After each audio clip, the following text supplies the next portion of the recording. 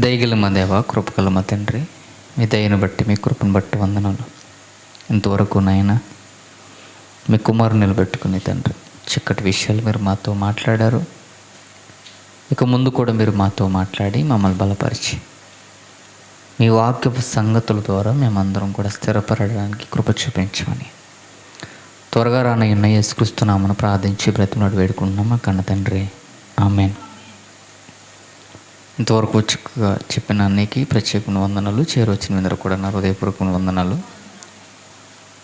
ఈరోజు కొన్ని ప్రాముఖ్యమైన విషయాలు, మన ఆత్మలకి సంబంధించిన కొన్ని విషయాలు, దేవుని మాటలు మనందరం పంచుకుందాం. ఈరోజు సమాజంలో భక్తి అనగానే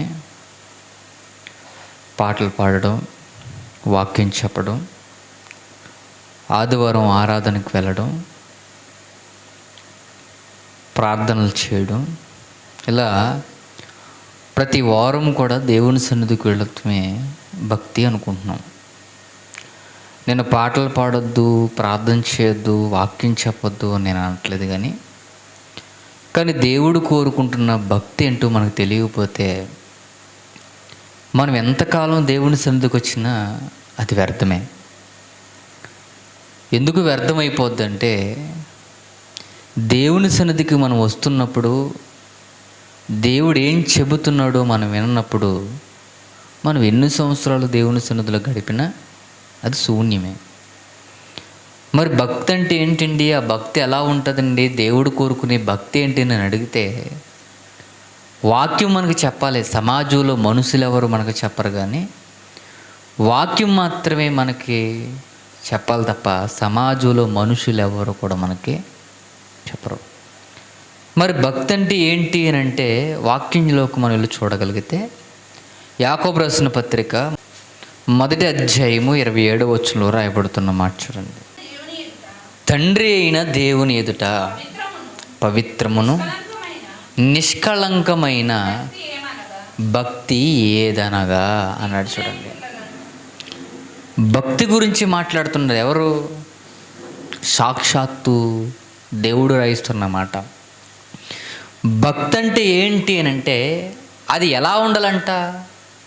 పవిత్రముగా, నిష్కళముఖముగా ఉండాలంట. మరి మనం చేసే భక్తిలో పవిత్రత ఉందా? కళంకం లేనిదిగా ఉందా మన భక్తి? ఈరోజు దేవుని సన్నిధికి మనం పవిత్రత అని అంటే ఏం చెబుతారంటే, స్థల స్నానం చేసావా, బాగా కొత్త బట్టలు కట్టుకున్నావా, చక్కగా పౌడర్ అద్దుకున్నావా అంటే భక్తి అంటే మనం ఏం చూసుకుంటున్నాం ఇక్కడ? ఒక ఆదివారం ఆరాధనకి వెళ్ళే విధానాన్ని చూసుకుంటున్నాం, కానీ దేవుడు కోరుకున్న భక్తిని మాత్రం మనం చూడట్లా. దేవుడు వెతుకుతున్న భక్తి మాత్రం మనకే కనబడట్లా. దేవుడు ఏ భక్తి కోరుకుంటున్నాడంటే ఎలా ఉండాలంటది? పవిత్రమైనది, నిష్కళంకమైనది భక్తి ఏమనగా అన్నాడు. ఆయన కోరుకుంటున్న భక్తి ఎలా ఉండాలంటే అది పవిత్రమైనదిగా ఉండాలి, నిష్కళంకమైనది ఉండాలి. అది ఏంటో చెప్తున్నాడు. అది ఏమనగా ఏంటది అంటే దిక్కులేని పిల్లలను, విధవరాండులను వారి ఇబ్బందులలో పరామర్శించుటయే అన్నాడు. చూడండి, అంటే పవిత్రమైన భక్తి ఏదనగా అంటే, నిష్కళంకమైన భక్తి ఏదంటే దిక్కులేని పిల్లలను పరామర్శించుట. ఎప్పుడైనా మనం దిక్కులేని పిల్లల్ని ఎప్పుడైనా పరామర్శించడం అంటే సపోజ్ ఒక ఎగ్జాంపుల్ చెప్తాను. మన చుట్టాలు ఎవరన్నా బాగోకుండా ఉన్నారనుకోండి, అనారోగ్యంతో హాస్పిటల్లోనో లేకపోతే ఇంటికాడ బెడ్ మీద ఉన్నారు అనుకో, మనం ఏం చేస్తాం? వెళ్ళి పలకరిస్తాం. ఏమని, ఎలా ఉందమ్మా, తగ్గిందా, అంత బాగానే ఉందా, పర్లేదా అని వాళ్ళు వెళ్ళి పరామర్శిస్తాం. అమ్మ ఏం కాదు, తొందరలోనే తగ్గిపోతాయి. ఎవరిని పరామర్శిస్తున్నాం మనం? అందరినీ చూసుకునేవారు ఉన్నారు, ఆల్రెడీ హాస్పిటల్ ట్రీట్మెంట్ చేస్తున్నారు, ఆల్రెడీ కుటుంబంలో కొడుకులో లేకపోతే ఏళ్ళో ఎవరో శుభ్రంగా చేస్తున్నారా, వాళ్ళ దగ్గరికి నేను వెళ్ళొద్దని అనట్లేదు. కానీ దేవుడు భక్తి అంటే ఏంటి అని అడుగుతున్నాడంటే దిక్కులేని పిల్లలను పరామర్శించాలంట. వాళ్ళని ఎలా పరామర్శించాలో మనం చూస్తాం చాలామంది సమాజంలో. నాన్న ఓ ముద్ద అన్నం తిన్నావా అని ఎప్పుడైనా రోడ్డు మీద ఉన్నావు అని అడిగే మనం. దిక్కులేని పిల్లలు ఉన్నారు, సరైన స్థలం లేని పిల్లలు ఉన్నారు, సరైన టయానికి తిండి లేని పిల్లలు ఉన్నారు, సరైన వస్త్రాలు లేని పిల్లలు ఉన్నారు. ఎప్పుడైనా మనం నీ కట్టుకోవడానికి బట్టలు ఉన్నాయా, తినడానికి తిండి ఉందా, తాగడానికి నీరు ఉందా, ఉండడానికి ఒక కొంపన్న ఉందా, ఎప్పుడైనా వాళ్ళ ఇబ్బందుల్లో ఎప్పుడైనా మనం పరామర్శించాలి. ఇంక్లూడింగ్ మన గ్రామంలో ఉన్నవారినైనా. మన గ్రామంలో చాలామంది ముసలోళ్ళు కొడుకులు చూడకుండా వదిలేసిన వాళ్ళు, కనీసం పట్టించుకోనే లేక మన గ్రామంలో వాళ్ళు ఎప్పుడైనా వాళ్ళకి ఎవరు ఆధారం లేరు. అమ్మ నీకేంటి, నీ పరిస్థితి ఎలా ఉంది, ఎప్పుడైనా వాళ్ళ ఇంటికి వెళ్ళి మనం పరామర్శించిన దాఖలాలు ఉన్నాయి మన గ్రామంలో. కనీసం ఆవిడకి నీరు తాగడానికి తెచ్చేవారు లేనప్పటికీ కనీసం ఒక గాసు మంచినీళ్ళు మనం ఇవ్వలేని స్థితిలో ఉన్నాం ఈరోజు. మనం ఏం చెప్పుకుంటున్నామో తెలుసా? మేము భక్తులము అంటున్నాం. మనం ఒక భక్తికి డెఫినేషన్ చెప్తున్నాడు. భక్తి అంటే ఏంటంటే దిక్కులేని పిల్లలు, దిక్కులేని కనీసం ఆధారం లేని పిల్లలు మనం ఏం చేయాలంటే ఆదరించాలి, పరామర్శించాలి. ఏంటి పొజిషన్ ఏంటి, ఏముంది ఏమి లేదు వాళ్ళని అడగాలి. మనకు వీలైనంత వరకు మనం సాయం వాళ్ళకి చేయాలి. భక్తి గురించి దేవుడు ఎంత స్పష్టంగా మాట్లాడాడు చూడండి, ఎంత చక్కగా మాట్లాడాడు. మనం భక్తి అంటే ఏమనుకుంటున్నాం? పాటలు పాడడం మనం భక్తి అనుకుంటున్నాం, వాకింగ్ చెప్పడం భక్తి అనుకుంటున్నాం, ప్రార్థన చేయడం భక్తి అనుకుంటున్నాం, ఆదివారం వెళ్ళిపోతేనే భక్తి అనుకుంటున్నాం. ఇదే కాదు భక్తి అంటే. అసలు సరైన భక్తి ఇది కాదు. మనం ఇలాంటి వారిని పరామర్శించడం నిజమైన భక్తి. వాళ్ళ లేమిలో, వాళ్ళ కలిమిలో, వాళ్ళకు ఉన్న ఇబ్బందుల్లో మనం వాళ్ళని పరామర్శించడమే భక్తి అంటే. అది కేవలము దేవుని ప్రేమ, కేవలము దేవుని ప్రేమ. ఆడి పరిస్థితులను చూసి కూడా మనం వాడిని దాటి వెళ్ళిపోతున్నామంటే అది మన భక్తి అనేదే కాదు. సమాజం ఏం నేర్పిందంటే, భక్తి అంటే ఏం నేర్పిందంటే ఆరాధనకు రావడం భక్తి అని నేర్పింది, మోకరించి ప్రార్థన చేయడమే భక్తి అని నేర్పింది, పాటలు పాడడమే భక్తి అని నేర్పింది. కానీ నీ బతుకు ఇలా ఉండాలి, ఇలా బ్రతకాలని సమాజం నేర్పలే. చూడండి, దశంభాగాలు ఇవ్వడం భక్తి అని నేర్పింది, కానుకలు ఇవ్వడం భక్తి అని నేర్పింది, చందాలో వేయడమే భక్తి అని నేర్పింది. కానీ ఇదిగో నీ బ్రతుకు ఇలాంటి బేదల కొరకు నువ్వు సహకారిగా ఉండాలి అని మాత్రం మనకెక్కడ సమాజం చెప్పట్లేదు. చూడండి, భక్తి అంటే ఏంటి, భక్తి అంటే ఏంటి, భక్తి అంటే ఏంటంటే ఇదిగో దిక్కులేని పిల్లలను వారి ఇబ్బందులను మనం ఏం చేయాలంట? పరామర్శించాలి. నాన్న బట్టలు లేవా, ఇదిగో బట్టలు తీసుకో. నాన్న తినడానికి లేవా, ఇదిగో ఈ 10 రూపాయలు పట్టుకెళ్ళి ఇదిగో టిఫిన్ చేయి. ఉండడానికి స్థానమే లేదా నీకు?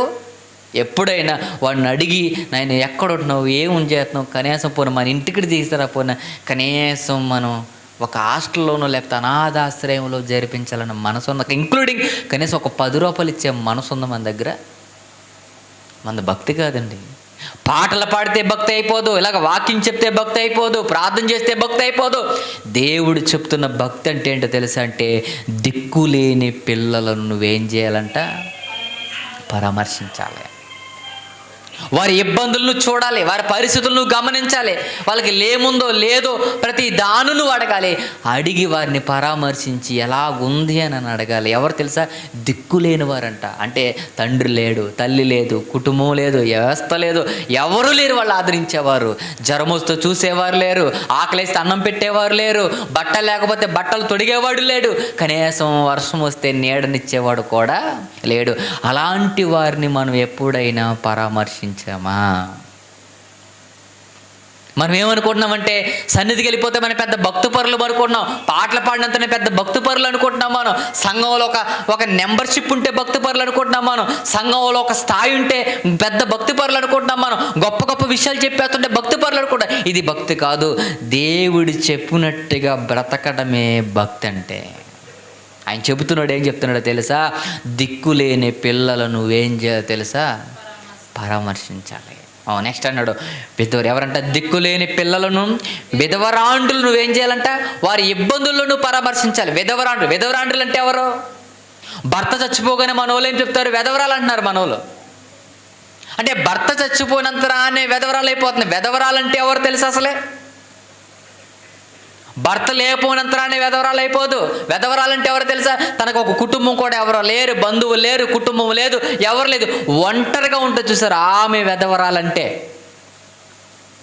మనం అనుకుంటున్న వెధవరాలంటే భర్త చనిపోగానే వెధవరాలని వేస్తున్నారు. బైబిల్ చెప్పిన సమాధానం ఏంటో తెలుసా? వెధవరాలంటే కనీసం ఎవ్వరూ లేని వారిని వెధవరాండ్ర లెక్కలో వేయమన్నాడు దేవుడు. అలాంటి వెధవరాల్ని మనం చూసినప్పుడు ఎప్పుడైనా అమ్మ నీకు తినడానికి ఉందా అని అడిగామా? ఎప్పుడైనా వాళ్ళ ఇంటికి వెళ్ళి అమ్మ నీ పరిస్థితి ఏంటని అడిగావా? తాగడానికి నీరుందా, తినడానికి నీరుందా? ఎప్పుడైనా ఒక కూరగాయలు కానీ, ఒక బియ్యం కట్ట కానీ, కనీసం మన చేతి సాయం కానీ ఎప్పుడైనా మనం చేసాము? ఎవరికి? వెధవరాలకి. చేసామను? చేయలే. మన లైఫ్లో అలాంటి బతుకు మనకు కనబడదు, అలాంటి లైఫ్ మన జీవితంలో కనబడదు, అలాంటి ఆలోచన కూడా మనకు రాదు, అలాంటి విధానం మనకు రాదు. ఎందుకు రావట్లేదు? మంది భక్తి కాదు. వెధవరాలు కనబడితే ప్రయాణం ఆపేస్తాం మనం, వెధవరాల్ని ఫంక్షన్లకు పిలవ మనం, వెధవరాల్ని అక్షింతలేనివ్వు మనం, వెధవరాల్ని కనీసం మన ఇంటికి రానివ్వు మనం. ఎంత నీచంగా చూస్తాం చూడండి. దేవుడు వెళ్ళి పరామర్శించమంటే కనీసం మనం ఎదురు పడకుండా దూరంగా గెంటేస్తామంటే మందు భక్త. దేవుడే వాళ్ళ ఇంటికి వెళ్ళి నువ్వు పరామర్శించిన వాళ్ళు ఎలాగున్నారో చూడరా, వాళ్ళ స్థితిగతులు ఎలాగున్నాయో చూడు, అన్నం లేదేమో అన్నం పెట్టు, నీరు లేవేమో నీరు, వస్త్రాలు లేవో వస్త్రాలు, కనీసం వాడు బాగోపోతే ఒక్కసారి వెళ్ళి పరామర్శించి ఎలా ఉన్నావమ్మా అని అడగమని ఆయన అంటూ ఉంటే మనం ఏమంటున్నాం? విధవరాలు ఎదురు రాకూడదని మనం అంటున్నాం, విధవరాలు అక్షంతరాలు లేకూడదని మనం అంటున్నాం. చూడండి ఎంత దౌర్భాగ్యమైన పరిస్థితిలో మనం ఉన్నామో చూడండి. ఏది మందా భక్తి? ఇదేనా మనం చేసే భక్తి? చెప్పట్లేదండి. సంఘాల్లో ఎక్కడ కూడా భక్తి అంటే సమాజానికి నేర్పట్లేదు, భక్తి విధానం నేర్పట్లేదు, భక్తి గురించి మనకి ఏం తెలియట్లేదు. దేవుడు కోరుకున్న భక్తి వేరు, మనం చేస్తున్న భక్తి వేరు. మనం ఏమనుకుంటున్నాం తెలుసా? ఆదివారం ఆరాధనకు వస్తేనే భక్తి అనుకుంటున్నాం. అసలు ఆదివారం ఆరాధనకు వస్తేనే భక్తి కాదు, దేవుడు చెప్పునట్టుగా బ్రతికితేనే అది భక్తి. దేవుని మాటలకు లోపడమే భక్తి. దేవుడు చెప్పిన విధానాన్ని మనం చేసినప్పుడే అది భక్తి అవుతుంది. అంతేగాని మన ఇష్టానుసారంగా బ్రతుకుతూ దేవుడు చెప్పిన మాటలు వినకుండా ఉంటే అది భక్తి అవుతుంది. చూడండి, మోకరించి వలవలవలవలవలవడి ఏడ్చేస్తారు, కానీ విధవరాలు కనబడితే నోరు నొక్కులో పెట్టుకుని నొక్కేస్తారంట. ఏమని చేద్దా? నోట్లో పోసేసుకుంటారంతే. ఎవరు కనబడితే? విధవరాండ్లు కనబడితే. ఒక అడుక్కునేవాడు మనకు కనబడతాడు, చాలా నీచంగా చూస్తాం చూడండి మనం. ఏదండి దేవుడు అంటున్న భక్తికి మనం చేసే భక్తికి సంబంధం ఉందా? చెప్పండి, సంబంధం ఉందా? లేదు. భక్తి అంటే ఎలా ఉండాలో చెప్తున్నాడు. భక్తి విధానం అంటే పవిత్రమైన భక్తి. పవిత్రమైన భక్తి, పవిత్రమైన భక్తి ఏదంటే తెలుసా? బేదలను, దిక్కుమాలిన పిల్లలను పరామర్శించుట, విధవరాండ్రుల ఇంటికి కూడా నువ్వు వెళ్ళి ఏం చేయాలంట? పరామర్శించు. వాళ్ళ ఇబ్బందులు, వాళ్ళ పరిస్థితులు. ఒక ఆమెను చూడండి, బైబిల్లో రాయబడుతున్న మాట, ఒక మాటను చూడండి, ఎంత చక్కటి మాట రాయించాడు అపోస్తుల కార్యములో. ఆయన చెబుతున్న మాట చూడండి, రాయబడుతున్న మాట చూడండి. అపోస్తుల కార్యం 9వ అధ్యాయము 36వ వచనం. మరియు మెప్పేలో తబిత అను ఒక శిశురాలు ఉండెను, ఆమె భాషాంతరమును దొర్క అని పేరు. ఆమె సత్క్రియలను ధర్మకార్యములను బహుగా చేసి ఉండి. ఏం చేసిందంట? సత్క్రియలు ప్లస్ ధర్మకార్యాలు. మనకు అర్థం అవ్వాలి. సత్క్రియలు అంటే ఏంటి? వాక్యపు పనులు లేదా వాక్యపు క్రియలు, వాక్యానుసారమైన నడవడిక, వాక్యానుసారమైన ప్రవర్తన, వాక్యానుసారమైన విధానం. ఈ వాక్యాను ప్రకారంగా బ్రతుకుతూ ధర్మకార్యాలు చేసిందంట. ఏం చేసిందంట? ధర్మకార్యాలు చేసిందంట. ఎవరి పట్ల? దేవుని పట్ల ఎలా బ్రతికిందో చెప్తుంది. ఎవరిమే? తబిత. చదవమ్మ కిందకి. ఆ దినములు యందు ఆమె కాయలా పడి చనిపోగా వారి శవమును కడిగి మేడగదిలో పరుండబెట్టి లొద్దా మెప్పేలో దగ్గర ఉండుట చేత పేతురు అక్కడ ఉన్నాడని శిష్యులు విని అతడు తడువు చేయక తన యొద్దకు రావాలని వేడుకున్నటకు 2 మనుషులను అతని యొద్దకు పంపిరి. పేతురు లేచి వారితో కూడా వెళ్ళి అక్కడ చేరినప్పుడు వారు మేడగదిలోనికి అతను తీసుకొని వచ్చిరి. విధవరాండ్రులందరూ వచ్చి ఏడ్చుచు దొరక తనతో కూడా ఉన్నప్పుడు కుట్టిన అంగీలు వస్త్రములు చూపుచు అతని ఎదుట నిలిచిరి. ఎవరు ఏడుస్తున్నారు తబిత కొరకు? విధవరాండ్రులు ఏడుస్తున్నారంట. చూడండి, విధవరాండ్రులు ఏడుస్తున్నారంట. పేతురు గారు అలా రాగానే ఆమె పేతురు గారిని చూసి విధవరాండ్రులందరూ తబిత ఇలా చనిపోయింది, తబిత మాకు దూరం అయిపోయింది, తబిత ఈరోజు మాకు లేకపోతే మా విధానాలేంటి, మా బ్రతుకులేంటి, మా పరిస్థితులేంటి. విధవరాండ్రులు ఎందుకు ఏడుతున్నారు? అలా ఎందుకు ఎడుతున్నారు విధవరాండ్రులు? విధవరాండ్రులు ఎందుకంటే కన్నీటి కారుస్తున్న ఎవరి కొరకు? తబిత కొరకు. చూడండి, అక్కడ మనకు రాయబడుతున్న మాటలు మనం చూడగలిగితే విధవరాండ్రులు ఎడుతున్నారంటే, విధవరాండ్రులు ఎడుతున్నారంటే. విధవరాండ్రులు ఈరోజు ఏ విధవరాండ్రులైనా మన కోసం ఎడుతుందా? వాళ్ళు ఎందుకు ఎడుతున్నారో తెలిసి చెప్తున్నారు. పేతురు గారు రాగానే, పేతురు గారిని చూడగానే ఏం చూపిస్తున్నారంట? వాళ్ళు కుట్టిన అంగీల వస్త్రములు చూపుచు అతని ఎదుట నిలిచిరి. ఏం చేస్తున్నారంట? నిలిచిరి. పేతురు అందరి వెలుపల పంపి మోకాళ్ళని ప్రార్థన చేసి శవం వైపు తిరిగి తబిత లెమ్మనగా ఆమె కన్నులు తెరిచి పేతురును చూచి లేచి కూర్చుండును. అతడు ఆమెకు చేయి చాచి లేవనెత్తి పరిశుద్ధులను విధవరాండ్రులను పిలిచి ఆమెను సజీవురాలుగా వారికి అప్పగించి ఇది మెప్పే ఎదుట తెలిసినప్పుడు అనేకులు ప్రభువునందు విశ్వాసముంచిరి అన్నాడు. ఇప్పుడు ఆ విధవరాండ్రులకి ఏం కుట్టుతుంది? ఇవిడ అంగీలు కుట్టించిందంటే ఎవరికి? విధవరాండ్రులు. చూడండి, అంటే భక్తి గురించి ఎవరికి తెలుసు? తబితకు తెలిసింది. కానీ తబిత గురించి మనం చదువుకుంటున్నాం, కానీ తబిత గురించి మనం వింటున్నాం, కానీ మన బ్రతుకుల్లో తబిత లాంటి బ్రతుకు లేదు మన దగ్గర. ఆ విధవరాండ్రుల్ని ఎవరు చూడకపోతే, ఆ విధవరాండ్రులకు వస్త్రాలు లేకపోతే ఆ వస్త్రాలు కుట్టించింది ఎవరు? తబిత. చూడండి, ఆవిడ భక్తి జీవితంలో, ఆవిడ యథార్థమైన జీవితంలో ఎవరు కనబడుతున్నారు తెలుసా? విధవరాండ్రులను పరామర్శించినట్టే కనబడుతుంది.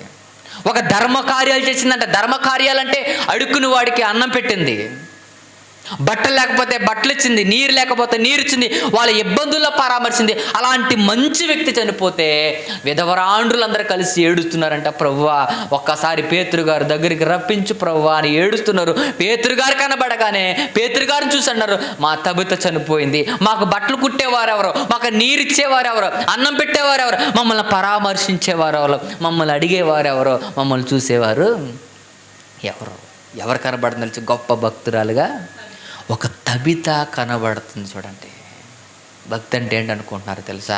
ఇదిగో ఇలా విధవరాండ్రులను బేదలను ఏం చేయాలో తెలుసా? పరామర్శించాలి. అదే భక్తి అంటే. ఆమె గురించి అంతగా ఏడవడానికి, అంతగా శ్రమించడానికి కారణం ఏంటి తెలుసా? ఆవిడ బ్రతుకుతున్న విధానం గొప్పది. ఇటు దేవుళ్ళు సత్క్రియలు చేస్తుంది, దేవుడు చెప్పినట్టుగా బ్రతుకుతుంది, దేవుడు అన్నట్టుగానే బతుకుతుంది.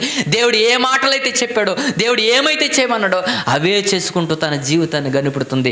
ఈరోజు వాక్యాన్ని వింటున్న మనం ఏ రోజైనా ఒక విధవరాలు కనబడితే, దిక్కులేని వారు కనబడితే ఏ రోజైనా మన వస్త్రాలు ఇచ్చామా? ఈరోజు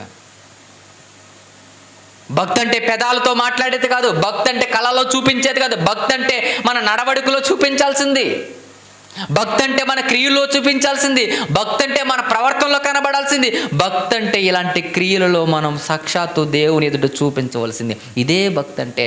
భక్తి అనగానే గుడికి వెళ్ళిపోయినంత రానే భక్తి పరులు అయిపో మనం. మన సన్నిధిలో కూర్చున్నంత రానే మన భక్తి పరులు అయిపోయాం మనం.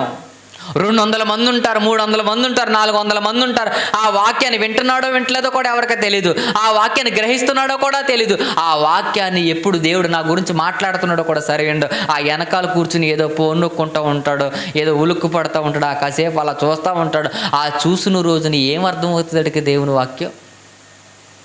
సంఘాలన్నీ అలాగే తగలడిపోయినాయి, సంఘాలన్నీ ఇలాగే ఏడుతున్నాయి. ఏంటంటే అక్కడ అయ్యగారు వాకింగ్ చెప్తే వెనకాల వీడు ఏం చేస్తాడు, ఫోన్లు చూసుకుంటూ ఉంటారు, నాటకులు చూసుకుంటూ ఉంటారు, అవి చూసుకుంటూ ఉంటారు, ఇవి చూసుకుంటూ ఉంటారు.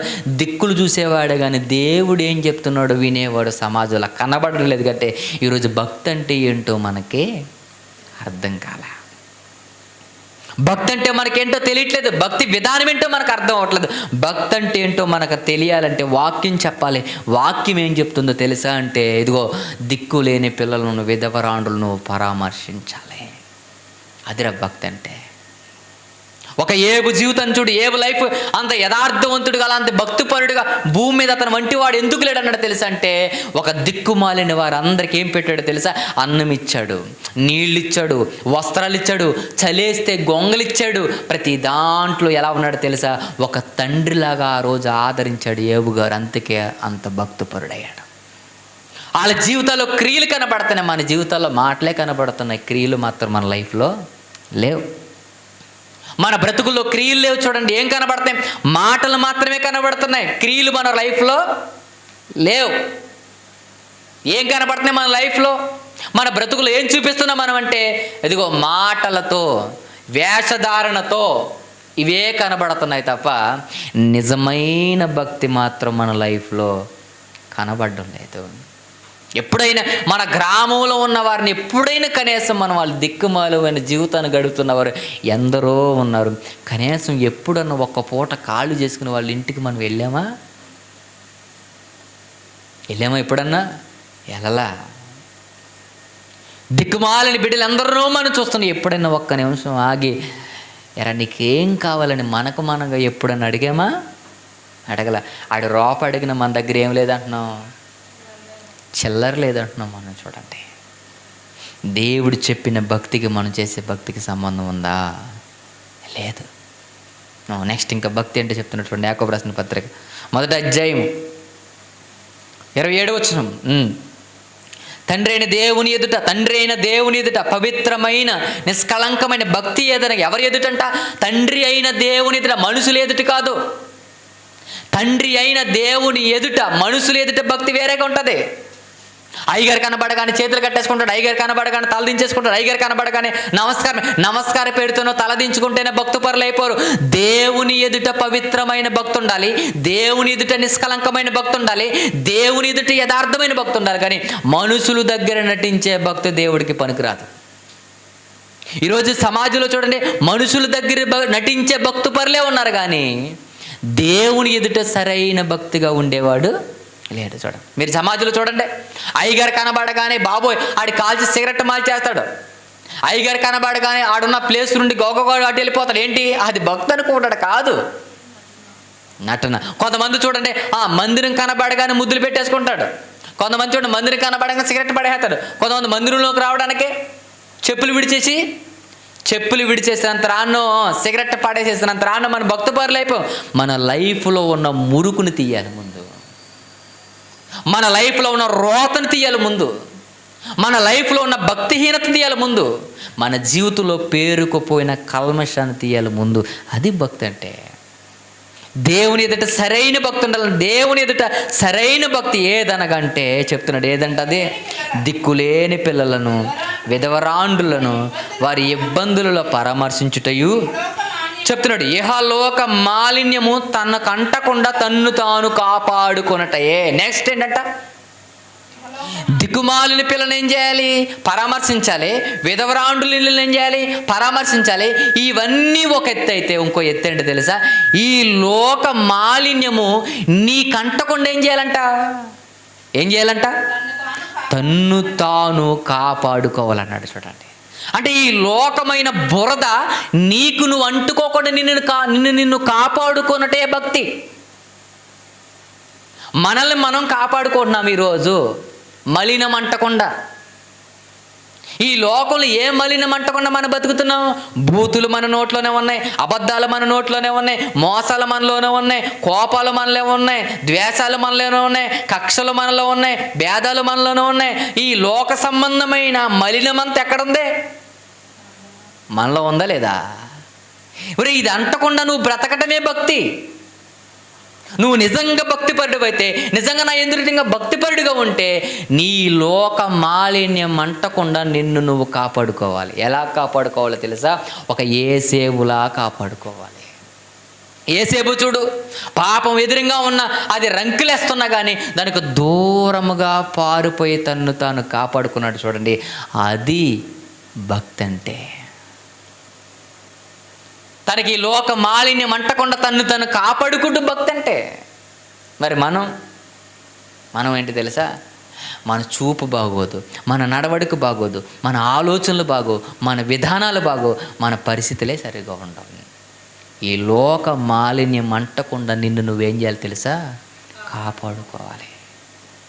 ఈ లోకములంతా ఉన్నదేంటి? మలినం. ఈ మలినాన్ని నీకు అంటకుండా నువ్వెంత జాగ్రత్తగా బతికితే అంత భక్తిపరుడు. అంతేగాని లోకమాలినంతా మంటిచ్చేసుకుని నేను పాటలు పాడేస్తానండి, నేను వాక్యం చెప్పేస్తానండి, నేను ప్రార్థన చేసేస్తానండి, నేను మీటింగ్లు ఎట్టేస్తానండి, నేను సువార్తకి వెళ్ళిపోతానంటే అది భక్తి కాదు. అది భక్తి అంటే ఏంటి? నీ మలినాన్ని కడుక్కున్న తర్వాత మరలా నీకు మలినం అంటకూడదు, లోక మలినం అంటకూడదు, పాపం నీ జోలికి రాకూడదు, లోక కలమసం నీ బాడీకి అంటకూడదు, ఇంకా పవిత్రంగా ఉండాలి. ఇది భక్తి అంటే. ఇదే భక్తి. నిన్ను నువ్వు కాపాడుకున్నట్టే ఏ భక్తి. నీకు మలినం అంటకుండా కాపాడుకుంటే ఏ భక్తి. నువ్వు పాపం జోలికి వెళ్ళకుండా ఉండడమే భక్తి. నువ్వు అబద్ధాలు ఆడకుండా ఉండడమే భక్తి. నువ్వు మోసం చేయకుండా ఉండడమే భక్తి. నువ్వు కన్నా లేకుండా ఉండడమే భక్తి. నువ్వు వ్యభిచారం చేయకుండా ఉండవే భక్తి. అంటే పాపం నిన్ను అంటకుండా నిన్ను నువ్వు కాపాడుకుంటూ చెప్తున్నాడు. అదేరా భక్తి అంటే చెప్తున్నాడు. ఇలాంటి భక్తి సమాజంలో ఉందండి? ఇలాంటి భక్తులు సమాజంలో ఏంటి? నిన్ను నువ్వు కాపాడుకుంటూ ఉందా భక్తి? చెప్పండి. లేదు. మనం అన్ని కార్యాల్లో ఉంటాం, రాజకీయాల్లో ఉంటాం, రంకుల్లో ఉంటాం, బొంకుల్లో ఉంటాం, మద్యంలో ఉంటాం, సిగరెట్లో ఉంటాం, బూతుల్లో ఉంటాం. ఏ కార్యక్రమం లేకుండా మనం బతుకుతున్నాం చెప్పండి. మనం రోజు మలినం అంటించుకుంటున్నామంటే మనం భక్తి పరులమ్మా. మనదా భక్తి అంటే? మనయా నీతి కార్యాలంటే? మంది నిజమైన భక్తేనా? మంది కాదు. మనల్ని మనం కాపాడుకునుట ప్రయత్నంలో ఉన్నప్పుడే మన నిజమైన భక్తి. సంఘాల్లో చూడండి, సంఘాల్లో విధానాలు చూడండి ఎలా ఉంటాయి. నేను భక్తిపరుడు అంటావు, కానీ వీళ్ళిద్దరికి పడదు. వీళ్ళు అక్కడ మాటలు ఎక్కడో, ఇక్కడ మాటలు అక్కడ చెప్తారు. మళ్ళీ వీళ్ళేంటి? మేమెవరం? భక్తిపరులం. దేవుడు చెప్తున్నాడు, రే ఈ లోక మాలిన్యము తనకంటకుండా తన్ను తాను కాపాడుకున్నట్టయ్యా అన్నాడు. అంటే ఈ లోక మాలిన్యం నీకేమవకూడదంట? అంటకూడదు. అంటకుండా ఉండాలంటే నువ్వేం చేయాలి ఇప్పుడు? అసలు ఆ లోక మాలిన్యం ఎలా అంటుకుంటుంది? అది ఎలా అంటుకుంటుందో మనకు తెలిస్తే దాన్ని అంటకుండా ఎలా కాపాడుకోవాలో మనకి తెలుస్తుంది. ఈ లోక మాలిన్యం ఎలా అంటుకుంటుందో చెప్తున్నాడు చూడండి. యాకోబు రాసిన పత్రిక 3వ అధ్యాయము, యాకోబు రాసిన పత్రిక 3వ అధ్యాయం 6వ వచనం చూడండి. నాలుక అగ్నియే. నాలుక మన అవయవంలో ఉంచబడిన పాప ప్రపంచమైన సర్వ శరీరముకు ఏం చేద్దంట? మాలిన్యము కలుగు చేయనన్నాడు. అంటే మనకు మాలిన్యము కలుగు చేయే మొట్టమొదటి పాత్ర ఏది? నాలుక. అంటే నాలుక కంట్రోల్లో ఉంటే మన శరీరానికి ఏమంటదో చెప్పండి, ఏమంటదో? ఈ లోక మాలిన్యం మనకే అంటదు. అంటే ఈ లోక మాలిన్యం మనకు అంటకుండా ఉండాలంటే మనం నోరుని ఏం చేయాలి? ఇప్పుడు కంట్రోల్లో పెట్టుకోవాలి. అంటే మన పెదాలను చాలా జాగ్రత్తగా వాడాలి, మన నాలుకను చాలా జాగ్రత్తగా ఆడించాలి, మన మాట తీరు చాలా వర్ణాతీతంగా ఉండాలి. ఎలా పడితే అలా మాట్లాడకూడదన్నమాట. అంటే మనకు మలినాన్ని కలిగించేదేంటి ఇప్పుడు? నాలుక. యాకోబు గారు ఈ పత్రిక 12 మంది గోత్రాల గురించి, వారి విధానాల గురించి, రే సువార్తలో మీరు ఇలాగ ఉండాలి, దేవుల్లో మీరు ఇలా బతకాలి, మీ విధానం, మీ నడవడికలో మొట్టమొదటిగా మీ నాలుక కంట్రోల్లో ఉండాలి అంటే మీ నాలుకే మిమ్మల్ని ఏం చేద్దాం తెలుసా? అపవిత్రం చేస్తాం. లేదండి నేను ఈ నాలుకని ఎలా పడితే అలా వాడతానండి, ఇది నరం లేని నాలుక అంటారు. నరం లేని కాదు, నాలుగు ఒక్కసారి పైకెత్తి చూడు, నరాలు ఎన్ని ఉంటాయో నీకు తెలుస్తుంది. ఇది నరాలు ఉన్న నాలుక.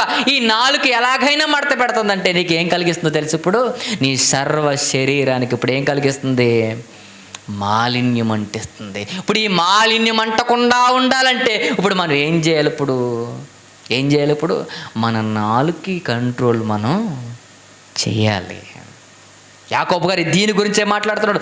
ఎందుకు ఆ భక్తి గురించి మాట్లాడాడంటే ఈ విషయం గురించే మాట్లాడుతున్నాడు. ఎందుకు తెలుసా? మీ నాలుక సరిగ్గా లేదు.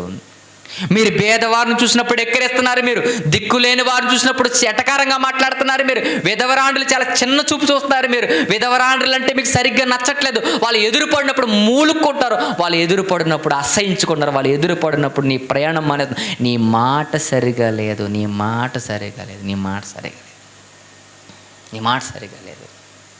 దిక్కులేని వాడిని కళ్ళ ముందు నడుస్తూ ఉంటే ఆడిని కూడా సరిగ్గా మాట్లాడతలేదు నువ్వు.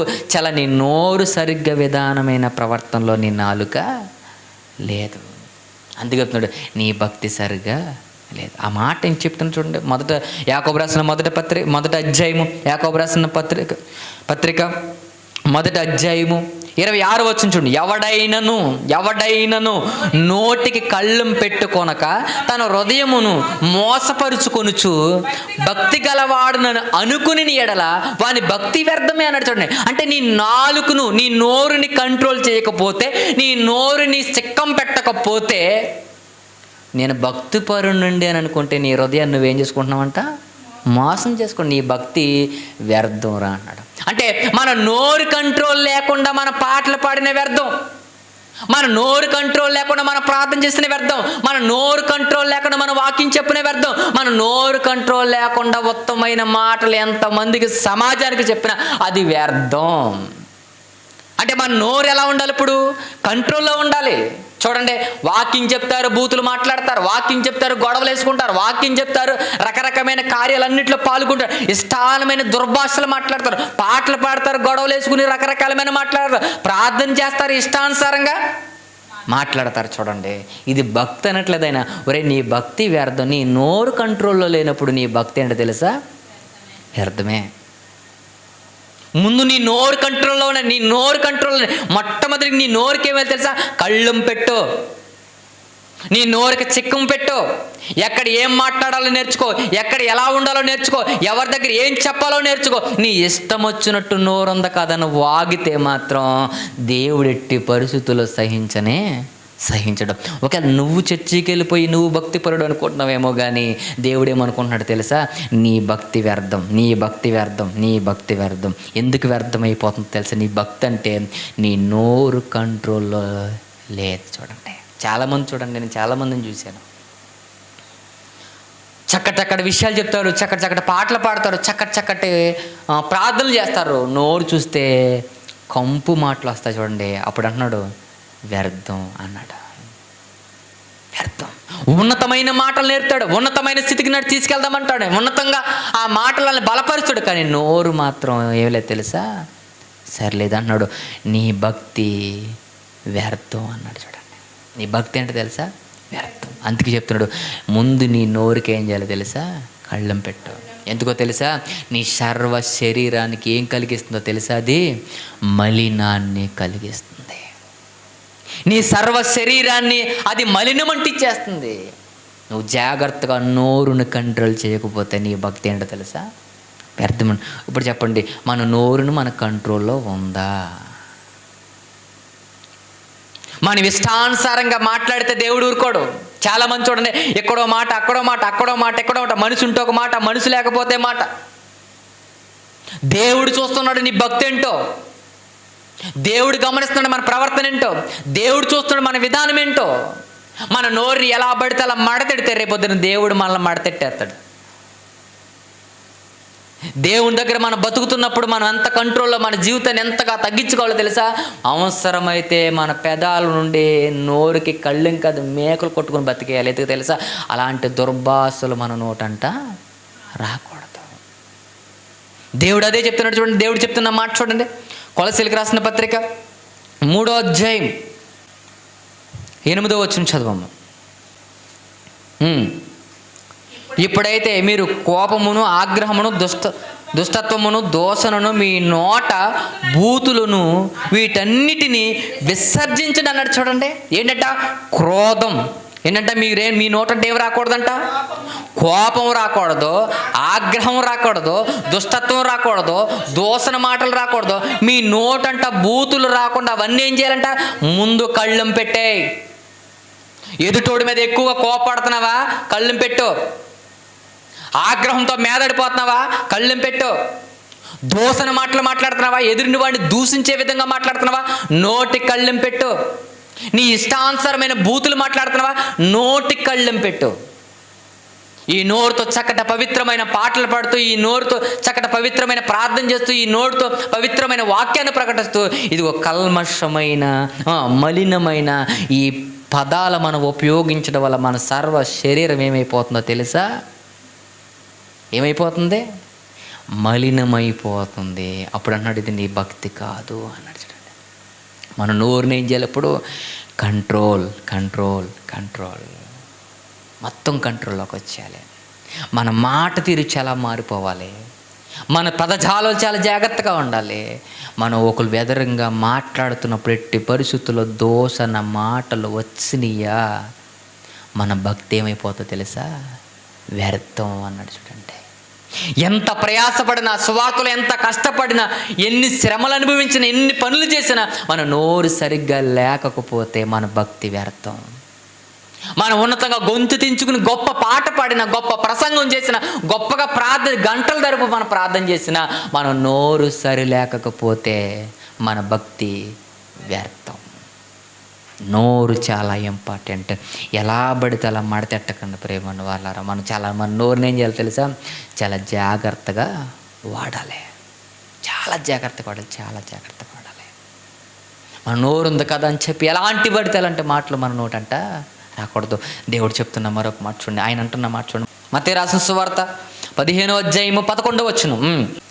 నోట పడినది మనుషుల్ని అపవిత్రపరచదు గాని నోట నుండి వచ్చినదే మనుషుల్ని అపవిత్రపరచునని వారితో చెప్పాను. చూడండి, నోటును పడి అంటే ఆహారము పడేది మనిషిని ఏం చేయదు?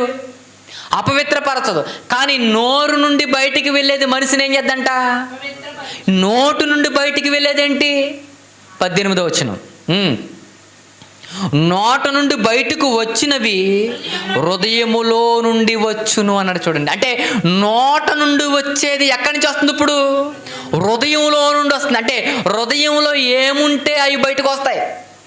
హృదయంలో వాక్యం ఉంటే వాక్యం వస్తుంది, హృదయంలో పాట ఉంటే పాట వస్తుంది, హృదయంలో మంచి ఉంటే మంచి వస్తుంది, హృదయంలో మనకు మంచి క్రియలు ఉంటే మంచి క్రియలు వస్తాయి. మరి హృదయం చెడిపోతే, హృదయం సరి లేకపోతే, హృదయం అపవిత్రతో నిండిపోతే, హృదయం బూతులతో నిండిపోతే, హృదయం మోసాలతో నిండిపోతే, హృదయం కక్షలతో నిండిపోతే, హృదయం విభితాలతో నిండిపోతే, అంటే హృదయం లో నుండి వస్తుందంటే హృదయాన్ని బట్టే నోరేం చేస్తుంది? ఇప్పుడు మాట్లాడుతుంది. అంటే హృదయాన్ని మనం ఇప్పుడు దేనితో నింపాలి? మన హృదయాన్ని ఇప్పుడు వాక్యముతో నింపితేనే కానీ మన నోట అంటే ఏం రాదు? వాక్యం రాదు. మన హృదయంలో మంచి నింపితేనే కానీ ఏం రాదు? మంచి రాదు. ఇప్పుడు తబితా హృదయంలో ఏముంది? వాక్యం ఉంది. వాక్యం ఉంది కాబట్టి ఏం చేసిందో తెలుసా? దేవుడు చెప్పిన ధర్మ కార్యాలు చేసింది. ఈరోజు మనం ఎందుకు చేయట్లంటే మన హృదయాల్లో ఏం లేదు తెలుసా? వాక్యం లేదు. వాక్యం లేదు మన దగ్గర. కింద అన్నమాట చదవమ్మా. ఏమున్నాయంట? హృదయంలో ఏమున్నాయంట? దురాలోచనలు, నరహత్యలు, వ్యభిచారములు, వేషాంగములు, దొంగతనములు, అబద్ధ సాక్ష్యములు, దేవదోషణలు హృదయములుండి వచ్చును.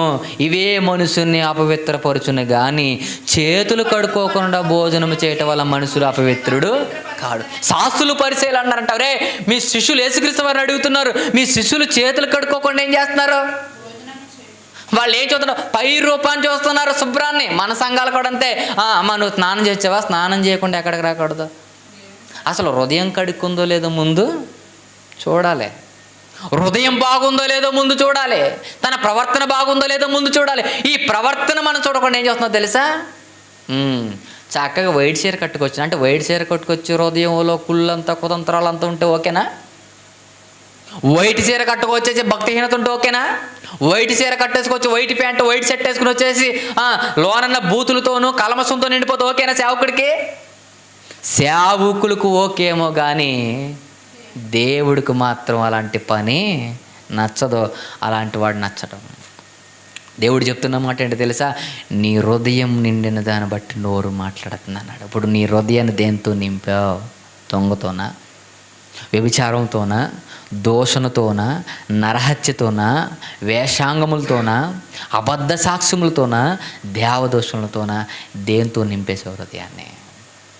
ఒక పక్క వాళ్ళ గురించి మనకు మాటలు వస్తానంటే అదే నిండిపోయింది నీ హృదయం. నువ్వు అబద్ధాలు ఆడుతున్నావు అంటే నీ హృదయం అదే నిండిపోయింది. మోసం చేస్తున్నావు అంటే నీ హృదయం అదే నిండిపోయింది. ఈరోజు లోకపరమైన కార్యాలన్నీ నీ హృదయంలో ఉండి వస్తున్నాయంటే నీ హృదయం నింపేసుకుంది. నువ్వు నింపేసావు, నిన్ను నువ్వు అపవిత్రపరుచుకుంటున్నావు. ఇది భక్తి కాదు. ఈ భక్తి ఏమంటున్నాడు తెలుసా? వ్యర్థం అన్నాడు. చూడండి, వ్యర్థం. మరి ఏం చేయాలి ప్రభువా? మరి ఏం మాట్లాడాలి నాలుగుతో అంటే, ఈ పెదాలని ఎలా వాడాలి ప్రభువా? ఈ పెదాలతో ఏం చెప్పాలి ప్రభువా అంటే ఆయన చెప్తున్న మాట చూడండి. కొలసీలకు రాసిన పత్రిక 4:5 చూడండి. సమయమును పోనీయక సద్వినియోగం చేసుకొనుచు సంగమునకు వెలుపటి వారి ఎడల జ్ఞానము కలిగి నడుచుకొనుడి. ప్రతి మనుషునికి ఎలాగూ ప్రత్యుత్తరం ఇయ్యవలనో అది మీరు తెలుసుకొనుటకై మీ సంభాషణ ఉప్పు వేసినట్లు ఎల్లప్పుడూ రుచి కలిదిగాను కృపాసహితముగాను ఉండనియండి అన్నాడు. చూడండి, సంఘం వెలుపుట అంటే దేవుని ఎరగని వారి దగ్గర, సమాజం దగ్గర సంఘం వెలుపుట నువ్వు ఎలా ఉండాలంట? నీ సంభాషణ ఎలా ఉండాలంట? ఉప్పు వేసినట్లుగా ఎల్లప్పుడూ రుచికరముగా ఉండాలి. జ్ఞానం కలిగి నడుచుకోవాలి నువ్వు. నీ సంభాషణ ఎలా ఉండాలంట? ఉప్పు వేసినట్టుగా సమాజంలో గొప్పగా ఉండాలి, సమాజంలో చాలా మంచిగా ఉండాలి. మీ ప్రవర్తన, మీ నడవడకు, మీ విధానం ఎలా తెలుసా? ఒక అన్ని దాకలో అన్నీ వేసిన రుచి రంది నిన్ను చూడగానే నీ మాట వినగానే సమాజానికి అంత గొప్పగా ఉండాలి. చివరిగా మాట చూడండి, ముగించు. ఎఫెసీయులకు రాసిన పత్రిక 4:29-32 చూద్దాం. చూడండి, మేలు కలుగునట్లు అవసరమును బట్టి క్షేమాభివృద్ధి అయిన అనుకూల వచనమే పలుకుడి గాని చెబుతాడు, దుర్భాష అయినను మీ నోట రానియకుండి, దేవుని పరిశుద్ధాత్మను దుఃఖపరచకుడి. విమోచన దినం వరకు ఆయనందు మీరు ముద్రింపబడి ఉన్నారు. సమస్తమైన దేవదోషణ, కోపము, క్రోధము, అల్లరి, దోషణ, సకలమైన దుష్టత్వము మీరు విసర్జించుడి. ఒకని ఎడల ఒకడు దయగలిగి కరుణాహృదయులై క్రీస్తునందు దేవుడు మిమ్మల్ని క్షమించిన ప్రకారం మీరును ఒకరినొకరు క్షమించండి అన్నాడు. చూడండి, మీ సంభాషణ ఎలా ఉండాలంట? మీరు దుర్భాషలు మీ నోటంట రానికూడదు. ఎలా ఉండాలి? అనుకూలమైన, క్షేమాభివృద్ధికరమైన అనుకూల వచనం ఏం చేయాలి? మనం పలకాలి. మనం నోరిపితే ఎలా ఉంటుంది? కంపు. సరైన పదాలు మనం ఆడడం. మనం దేవుల్లో ఉన్నామన్న పేరే కానీ, దేవుని వాక్యాన్ని చెబుతున్నామన్న పేరే కానీ, దేవుళ్ళు బతుకుతున్నామన్న పేరే కానీ మన నోరు సరిలేదు. చూడండి, ఏమంటారు తెలుసా? అనుకూల వచనం నువ్వేం చేయాలి? క్షేమాభివృద్ధికరమైన మాట్లాడు. ఎప్పుడైనా క్షేమాభివృద్ధికరమైన మాటలు మనం మాట్లాడుతున్నాం మన సమాజంలో. మన సంభాషణ ఉప్పు వేసినట్లుగా ఉంటుందా మన సంభాషణ? ఎవరిని దుఃఖపరుస్తున్నామో తెలుసా? పరిశుద్ధాత్మను దుఃఖపరుస్తున్నాం. మనం దేవుళ్ళు బతుకుతున్నామని చెప్పుకుంటూ, దేవుళ్ళ మారి మనసు పొందామని చెప్పుకుంటూ, దేవుళ్ళు జీవిస్తున్నామని చెప్పుకుంటూ, దేవుని దగ్గర ఉంటున్నామని చెప్పుకుంటూ ఈ